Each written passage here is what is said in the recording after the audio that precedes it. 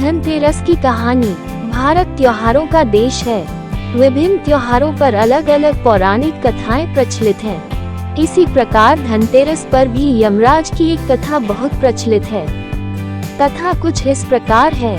पुराने जमाने में एक राजा हुए थे, राजा हेम। उनके यहाँ एक पुत्र हुआ तो उसकी जन्म कुंडली बनाई गई। ज्योतिषियों ने कहा कि राजकुमार अपनी शादी के चौथे दिन सांप के काटने से मर जाएगा।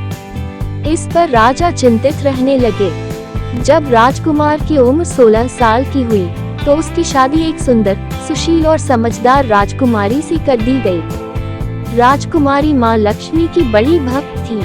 राजकुमारी को भी अपने पति पर आने वाली विपत्ति के विषय में पता चल गया। राजकुमारी काफी दृढ़ इच्छा शक्ति वाली थी। उसने चौथे दिन का इंतजार पूरी तैयारी के साथ किया। जिस रास्ते से सांप के आने की आशंका थी, वहां सोने चांदी के सिक्के और हीरे जवाहरात आदि बिछा दिए गए। पूरे घर को रोशनी से जगमगा दिया गया। कोई भी कोना खाली नहीं छोड़ा गया, यानी सांप के आने के लिए कमरे में कोई रास्ता अंधेरा नहीं छोड़ा गया।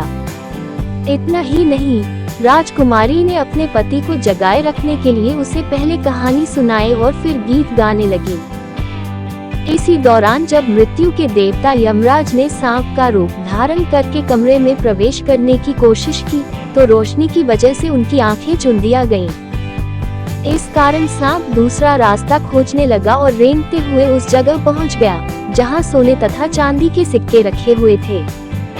डसने का मौका न मिलता देख विषधर भी वही कुंडली लगाकर बैठ गया और राजकुमारी के गाने सुनने लगा।